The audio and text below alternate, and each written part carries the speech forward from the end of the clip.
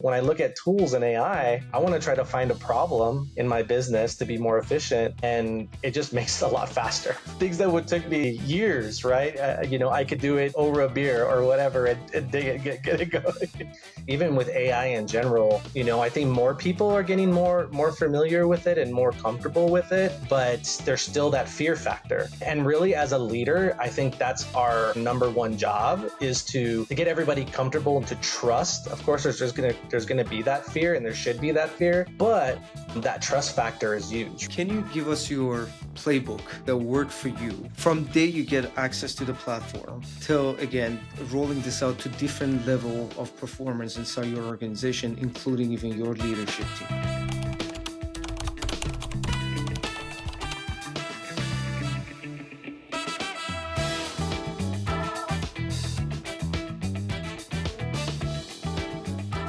Martin, how's it going, my friend? Hey, it's going well. How are you? Can't complain. Good to see you again. I'm excited for the conversation. Yeah, absolutely. Awesome, man. All right. So before we get started with leadership, AI, insurance, let's talk about you a little bit. Tell us a little bit about your background and what you're working on these days. Yeah, no, absolutely. So I've been an insurance agent in the insurance industry for about 8 years. I started in the corporate side and retail and call center management, those type of things like that. And I took the leap of faith and jumped into the insurance agency or insurance industry and opened up my own agency about 8 years ago. So it's going well. It's going well. Then definitely a lot more work than I thought it would be, but it's all good. But yeah, no, this time I'm basically just really trying to coach my team and lift people up and build people up, and help other people be successful, and yeah, just really investing my time and my efforts in others. I love it. That's what we do, right?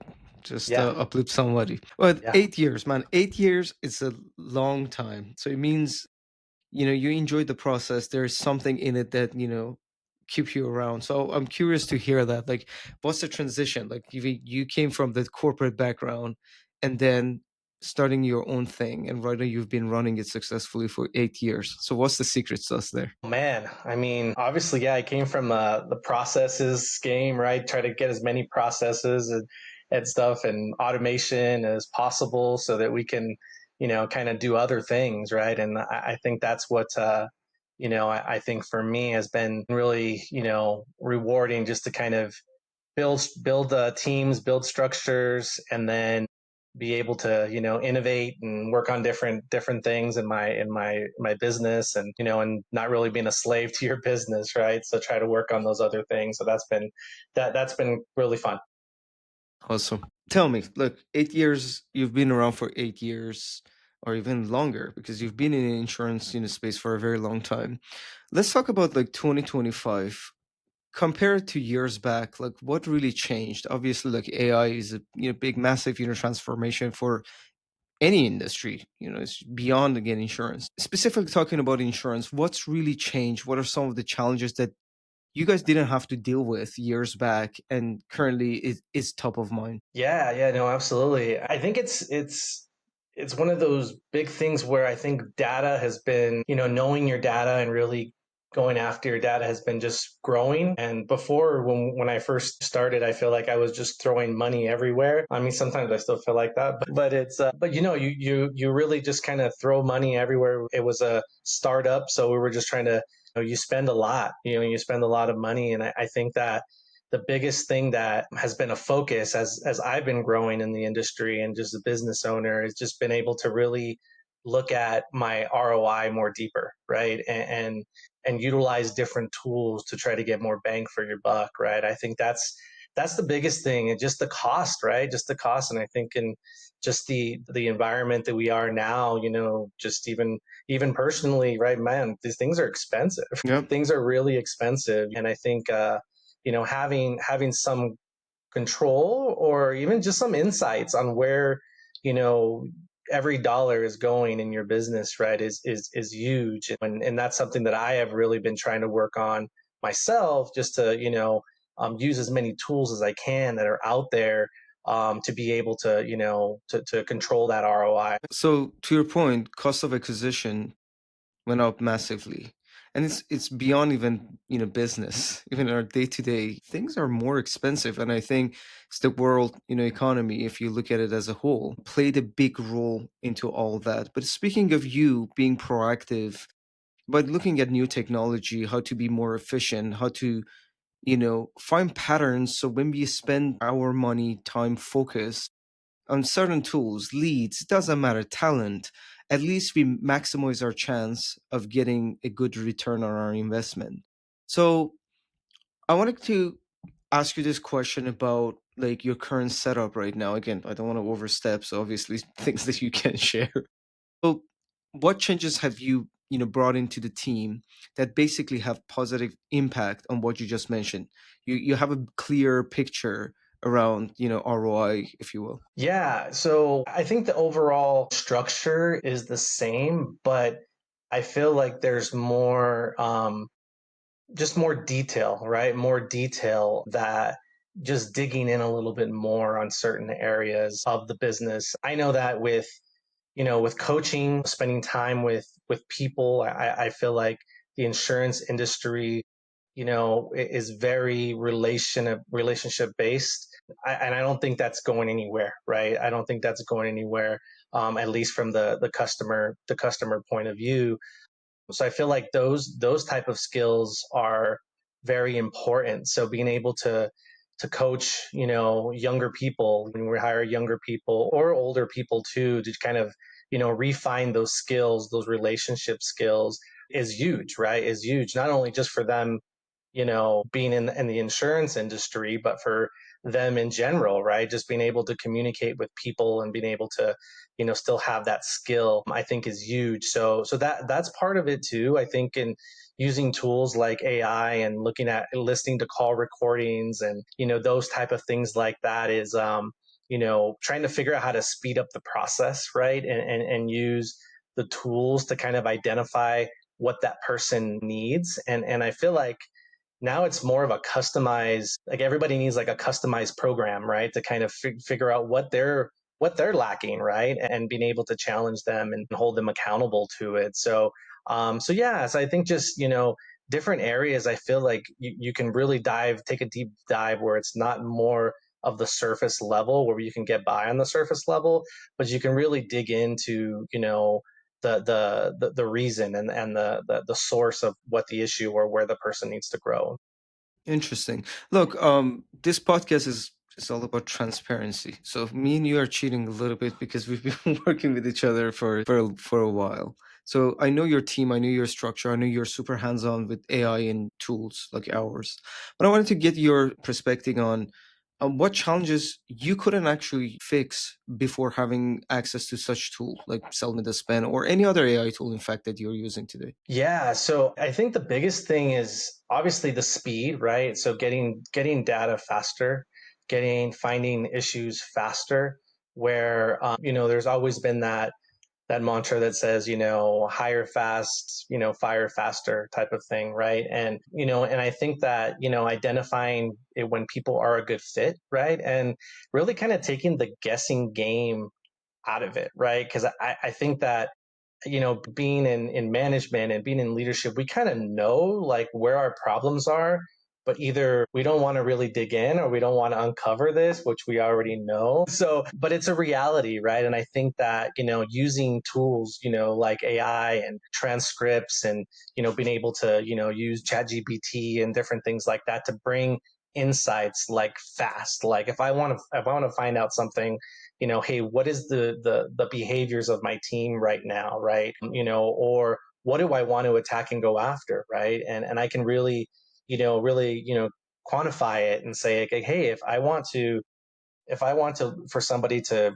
be, or if I want the team to be better at asking for a referral, I can narrow that down, to the T, and I can give a percentage. I could just in seconds get a percentage of how many times my team is asking for a referral, right? So it's just those type of things like that that you can really dial down and get, because I think we're all problem solvers, right? Especially if we own a business, we're trying to solve a problem, right? And that's us every day, where it's like, oh my gosh, okay, well, when I look at tools and I want to try to find a problem in my business to be more efficient, and it just makes it a lot faster. Mhm. Things that would take me years, right? I could do it, over a beer or whatever, and get it going. It's just like, oh wow. I really love this. You had a great point. You said, let's look at a business problem we are trying to solve before looking at a tool as a shiny, object. Because many people get the hype, like AI, I need to get a piece of it. I'm behind, everybody's using. But maybe your business doesn't even need it yet. Maybe you don't even have that coaching culture that you can apply such a tool, within it. Because everybody wants to, what, I'm not gonna even look into this. So you as a leader, you need to really assess and see what business problems I'm trying to solve. And then see if you have the capability to put the time and effort to actually leveraging that tool. Because it was so funny. I had someone else, a RevOps professional, on the podcast and just shared on LinkedIn. And she said something interesting. Look, we don't have tool or technology problem. We have adoption problem. And that adoption problem starts from the top with the leadership. When you cannot even communicate the why behind buying a tool or rolling out a new process, because we know change management is hard. Like, nobody Yeah. wants to nobody wants to change. But I think looking at your practice, I would say, with Sell Me This Pen, at least, you did a phenomenal job compared to so many other offices. One of the things I noticed, you got your hands dirty very, very early on. You didn't even wait for us to onboard you. I remember, like, you got access. You started like shipping like crazy. So I wanted to hear your perspective, because it's a new tool and change must be hard for you as well as a human being. What was your thought process when you get access to Sell Me This Pen or similar tools? Like, I'm not focusing only on our tool, but I Yeah. want to understand, as a business owner, why you're so proactive about using these tools. Yeah. So, I mean, I think that's kind of my character, but I think that, I think as being a business owner, you have to be a risk taker, right? You're already a risk taker, right? But you have to be always like that, right? And I think that when change is hard, right? Change is hard and change is not easy, right? And I think that for me, I've always kind of had that perspective where I don't want to overthink it, and if I never take that jump, what's the point of doing it, right? So I'm more of like, hey, let's go now, and we can fix the other stuff and get better along the way. Then we're good. Then we're better than just staying stationary and not moving anywhere, right? So that's always kind of been my character, my perspective. But I think that with working with that with a team, obviously I have to be careful, because I feel like other people are not like that, right? So I need to build the trust factor in that, and I think even with AI in general, I think more people are getting more familiar with it and more comfortable with it, but there's still that fear factor, right? That fear factor in that. And really, as a leader, I think that's our number one job, is to make sure that to get everybody comfortable and to trust. Of course, there's gonna be that fear, and there should be that fear, but that trust factor is huge, right? So I think, yeah, I mean, I think being in the trenches, I mean, I think spending time asking questions, I think one of the things that we did is we held open forums, whenever we roll out a new tool, we ask questions, how did that make you feel? Were you a little scared? What was really going on behind that, right? And I think that's huge as a leader, is not to for me, I'm real easy to talk and stuff will come out of my mouth, but the hardest thing for me is to just shut up and listen, right? And I think that's the most important thing to do as a leader, is shut up and listen. So I think that's why we had such a really good adoption when we from the SMTP out. But yeah, I think that's huge, to be able to see, like, hey, like, they know the risk that you're putting out there, but they're able to go together, and we're able to go together, and whatever that is. So that was huge. Can you give us your playbook, if you will, your secret playbook that worked for you from day you get access to the platform till again rolling this out to different level of performance inside your organization, including even your leadership team? Yeah. So, yeah, I mean, I was right in it. I was like, hey, you guys got to try this. This is so much easier, right? And I think here's the fear, right? And I think overcome that fear is that nobody wants to listen to themselves, right? Nobody wants to be corrected, right? That's the biggest thing, right? That's the biggest. Nobody wants to. They want to keep what they want. They only want to show with the good stuff, right? They don't want to show the ugly, right? That's human nature, right? We want to put on a good face, but we're all working on something and we're not perfect, right? And that's okay, right? So I think that that's the biggest thing is to know that, hey, you know what?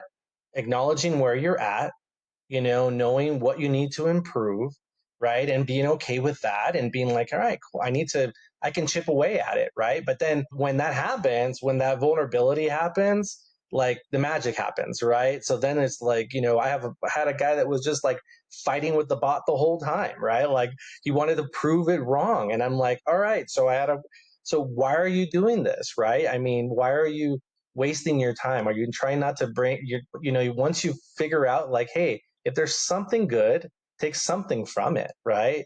Take something from it. It's if you put garbage in, garbage out, right? And that's technology, right? If you put garbage in, garbage out, Pretty right? It's much. the same thing. That's true. That's true. You know what I love about what you just said. First, I think because of the fact that you became the guinea pig yourself. So look, Hmm. I'm your leader.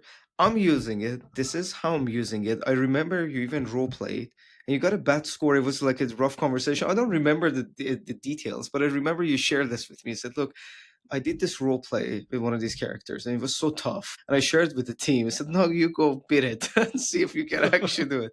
That itself, it pumps people. So look, if he can screw up, maybe I can too. Maybe that Yeah.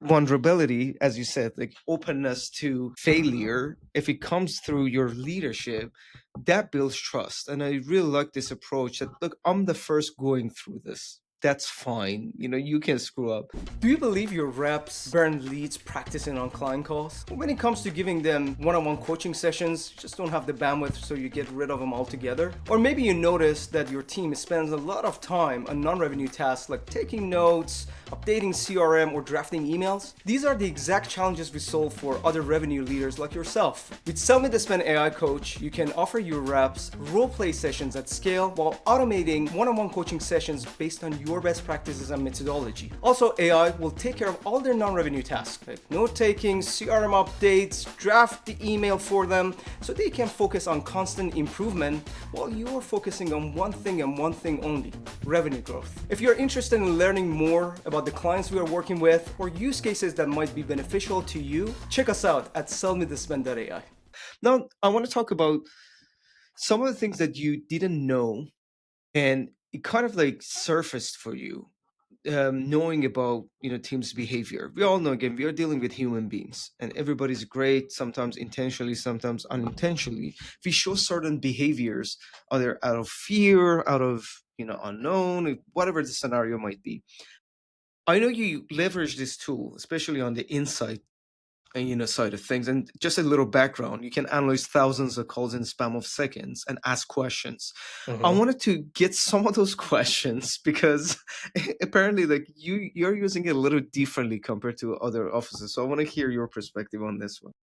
So a problem that we had, and we kind of identified through the tool, was we were looking at our call logs, and some guy was having a hard time. He was a senior staff. He has been with us for a year, he's a work. He works, right. He's like grind, grind, grind, grind.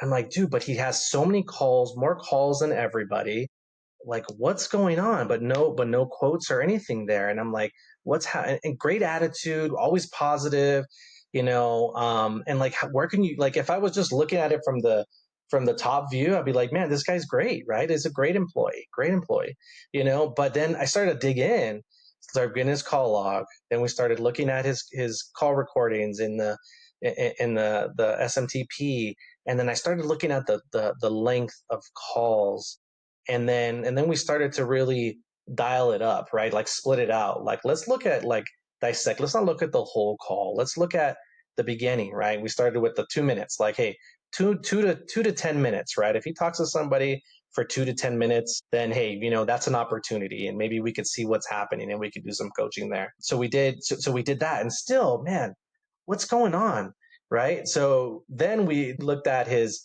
less than 1 minute calls, right? Less than 1 minute calls. Sure enough, we found just a call avoidance. Somebody would be very rude, or they would be, just not into it, and he would just give up right away, right? But his mind, he was calling, he was doing what he needed to do, and just try to get to the next call, right?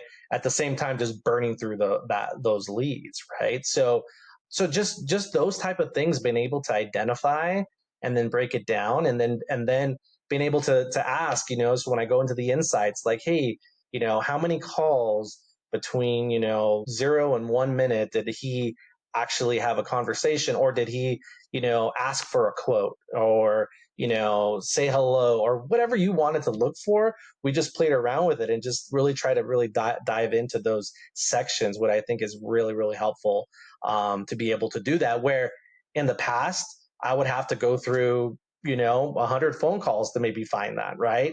Or we would keep somebody for a long time, that would be burning through our dollars, our lead spend, when somebody, I can give it to somebody else, right? So just being able to identify those problems, and then be able to, hey, put that person in the right place. Maybe he's not really good at those leads, right? And then I can Hmm. move him to someplace else, and see if he's successful that way, right? So yeah, so it's just those type of things like that. You're able to pinpoint and use it, to your benefit, and leverage it, right? It is huge. And here's the thing, right? Too, that my agency runs totally different than somebody else does, right? Hmm. So somebody, other agency may have a different problem, where they can identify, and they can look at and dig into these issues faster and more efficient. Well, thank you very much for sharing. Like, this is interesting. I didn't know this story, and I do another one. Look, and I'm jumping the gun a little quickly because it's within this context of our conversation. Our previous guest, Brian Dingelberg, he's the director of operations at a Illinois-based insurance agency called L&T. He actually asked you a question. Said, "Look, I would be curious, Martin, how you are actually leveraging this tool that might be actually different from the way we do things." You already gave one great example. I want to ask for one more, if you could share, because I think these examples help people to ask better questions, to AI, so they can get insights that they can implement to their workspace right away. Yeah, no, absolutely. So another way that we are utilizing it is um, we're looking at, obviously, yes, call duration is kind of my first go to, and then whatever your dispo status is, kind of then we're able to hone in on it. So obviously, if somebody spends time with a client, 15 to 30 minutes, normally that's probably not a personalized conversation, right? It's the competitor, price driven conversation, where we're just focused on price, right? So we're able to then identify those calls between that, and then being able to create a different playbook based off of whatever that need of that individual is, right? So it's pretty fascinating, because we're able to build these playbooks and these different scenarios off of this particular person. Then we can store it in our bank, and have an onboarding program that's top notch, right? So I have three new people that are going through the things that we've built already, right? So I think that's the fun part, is that it's not just a plug and play thing, a very organic thing that you can continue to grow and put and build stuff off, right? So I think that's the fun part, right? That's the fun part, and we're able to give that person the training that they actually need, rather than doing a whole group thing, which, hey, we're going to go over these objections. Well, this top producer doesn't have this objection problem, right? But so then we can go ahead and customize it to this, and save so much time, and then don't burn out somebody that's actually doing their job. Let's find out where they can get better, right? So I think just the customization, and being able to then really hone in on what that individual needs rather than just guessing, right? So time saving and just customization has been a game changer for us. That's such a great point because, look, as a former seller, I'm still selling for my own companies. I think like even first call we had the conversation together. I enjoy these conversations, but if you want to teach me something as a rep, and if it's not relevant to my scenario and it's not embedded to my flow of work, means like I cannot apply it right away, I'm not going to pay much attention to it. I might just like nod because you are my boss, but then I will forget it for sure because it has nothing to do with me. That individual coaching and practice, to your point, changes everything. And the fact that you can build a repeatability around your process, you mentioned onboarding. This is a great example because sometimes we have this idea that, look, I'm going to hire someone who's been selling insurance for 5 years. What's the guarantee that that person can follow your process very well? Something that works for your office in your area based on what you guys offer, what you're good at. So that playbook could be applied to someone else too. But most, again, agencies I'm working with right now, I'll get surprised when you chat about it, they might have a sales sort of methodology in place, how to ask this question or how to handle this type of clients. But when you ask about challenges for their sellers, there's no such a thing as seller persona or seller problems that they notice on field because up till now, they didn't have access to that data. I think that's a huge part of like AI changing the way we do things in insurance by having an understanding of patterns for high performing people, up and comers, low performance. So instead of saying, let's fire everyone with the hope of getting only high performing reps, which is a myth, Yeah. what if we get to know our team, their behaviors, their gaps, their individual needs, and then give them a program to change how they do things in their own seat? Maybe a C player can produce a little bit more. B player Yep. can get closer to your high performing reps. So you don't only rely on 20% of your team carrying the numbers. Yeah, totally, totally. Yeah, it's game changing, right? When you really look at it, just the customization part of it. There was another example that we looked at, and of course, I think we're in our offices and we hear stuff. The opening, right? The opening conversation, the first couple minutes of a conversation, they were using quotes, right? And I heard this just from a couple reps, just the word quotes, right? And I'm like, for me, that kind of is that I don't want to talk to anybody when they're talking, the first couple minutes saying like, let me give you a quote, Yeah. right? That's not very personal, right? So I'm like, all right. So then I plugged in the word quote, right? Like, hey, what percentage of my team using quote? And sure enough, it's a high percentage. I'm like, man, we need to change that, right? We need to change that behavior. So I'm like, all right, so we're not using the word quote anymore. We're using coverage comparison. I like to give you a coverage comparison. And then I Hmm. and then I plug that into the scorecard, right? To see who's actually doing it and who's actually using quote. And then of course we increased our quote volume just by making that little bit of a change, right? So it's just like this the things that you hear. I heard that just from the office, but I mean those are the type of things that you can really identify, right? Even when you're looking at the transcripts, right, and looking at it, it's like, oh, that sounds weird. Like, let me dig in a little bit, right, and see, right. So yeah, just another great example of I was able to kind of identify and then hold them accountable too, right, to it. This is really interesting because, to your point, like sometimes we have these conversations unintentionally because we are giving them a code, right? Hmm. But positioning the word the way that it resonates with the buyer by saying, look, I give you comparison. It's about them, right? I give Hmm. you Hmm. comparison so you make an informed decision rather than I send you what's in my process so you can get the job done faster for me so I can Yeah. get my commission.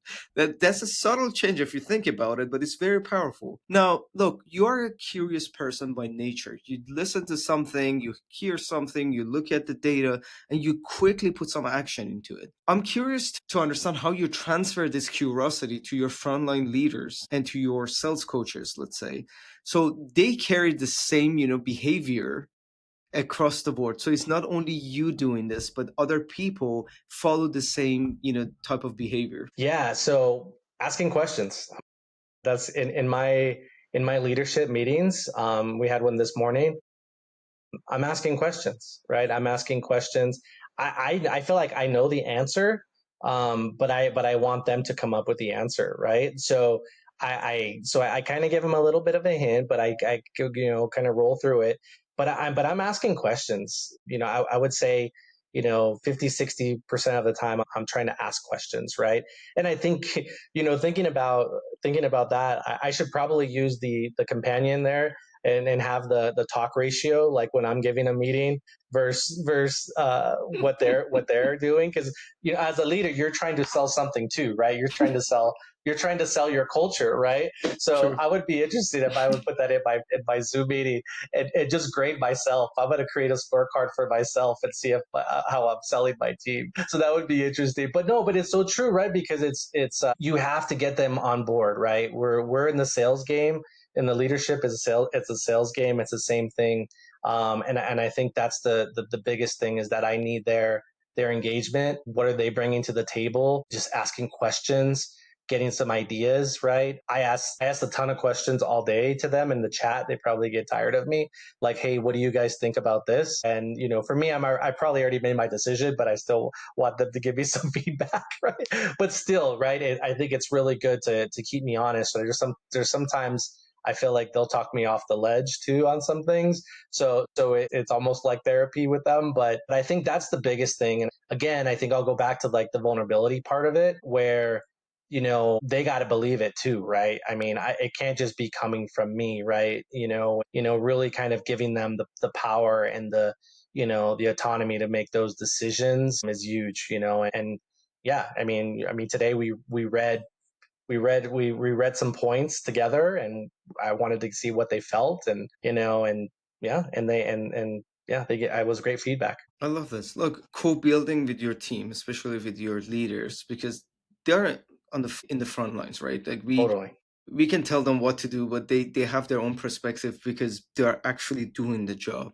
And I remember you even early on, got Lex involved, and we all brainstormed, sort of like co-started or co-built this with you. And Hmm. of course, you were more hands-on because you started the process right away. But he was very curious too, keep engaging with the team, asking questions. What does this do? What does that do? And I think that would help them to look at things like this as basically expansion to their ability to do their job better, rather than, hey, you're bringing some weird AI thing to replace me, or these thoughts again. Hopefully by now, if nobody's thinking about it, because I think about a year ago everybody was so scared of, like, hey, I'm gonna get replaced by AI. So obviously, yes, some things will shift, but people realize that they're using this for their own benefit. But now I want to ask you a question about some of the things that you would do differently if you go back in time and the first time you rolled out this program or this tool. So some of the pitfalls that other agency owners can avoid, or at least plan for a little bit better. If you could again share some of those things that happen internally. Yeah, yeah. So I think that I went like straight in on role playing and creating different scenarios, which was good, I think, for me to kind of learn the system. But I think that if I had to do it the other way, I would focus more on the client calls, so the actual calls. So that's something that I would, have the team do, once or twice a day, and have them schedule and have them put that in and give them time to do that. So that's what I would do. Currently, we do 15 minutes at the beginning of the day. They're spending time in a coaching session, and then 15 minutes when they come back from their lunch break. That's kind of our cadence that we've set on in our agency. But before it was role play, and then they would just be going with the bot, just going through the motions. So it'd be very just bland, right? Bland. So it wouldn't be as great. Now, a new hire might do something really well with that, and you can kind of do that part of it and spend time doing that. But that was, I think, the only thing that I think I would do back. I would do the other way is focus more on those client calls up front, because that's where the magic really happens. There, you can really identify what really is going on on the phones there. So let's talk about that, because I think this is very important for our listeners. So when you say real calls or client calls, so when you get insight, let's say through a tool like Sell Me the Spin, actual call being analyzed, gets scored, and we can offer AI one-on-one coaching sessions, right? It's like going back and forth. You said I would start with this rather than role plays. Are you talking about getting access to insights or what it does for the end user? Yeah, the end user, I think there'll be more. There's more value at the beginning. Mhm. I mean, there might be a little more resistance. I feel too at that point if you do a little bit of the adoption, a little bit of hiccups that way. But I think that they're going to see more of the value because this is your call that you're looking at, right? This is not some bot that you're doing, right? This is your actual conversation that you are getting feedback on, right? Where in the past, like they I mean, I'm be honest, like maybe they get it once a week or once a month, like some type of feedback from one or two calls that it was a month ago, right? So it's like, what value does that hold, right? And I've always been like, hey, we got to coach real time, right? We got to coach real time, and I feel like this tool gives me that opportunity to coach real time, right? If there's a call that maybe they didn't sell, maybe they were on the phone for an hour or whatever, and they didn't sell, like, hey, we're gonna that's someone that you want to review, right? So Mhm. I think really coaching them to identify what calls they need to pull, right? Because it could be overwhelming, right? It could be overwhelming. You pull 30 calls that you had yesterday. Like, where do I start, right? Where do I start? And so I think that's where the leadership part of it comes into it, and that coaching part of it, where you're able to say, hey, like, let's look at the calls that you quoted yesterday, and then Mhm. we can dive in on those. So yeah, so I think that part of it I'd probably switch around a bit. Awesome. Look, really do appreciate you sharing this. I think we can talk about this for hours. Yeah. But for the sake of time, I want to wrap it up with some rapid fire questions. I want short answers to it. So, agency owners will be more effective if they only. If they only spend time building. Okay, that's a good one. How your career impacted your personal development. Yeah, it filled gaps. It filled gaps. Feel like personal and work were kind of disconnected. This filled the gaps. Cool. Okay, if you want to give one suggestion to the audience about the current state of things with the insurance, industry and getting to again 2026, what would that be? Know your ROI. Bottom line. So, to wrap it up, if someone wants to reach out to you, can they and how? Yeah, absolutely. Email me. Email me at martinamador@allstate.com. Amazing. It's always great to see you. Thanks for the conversation. And guys, hope you enjoyed it as well and learned something new. And until next time, bye for now.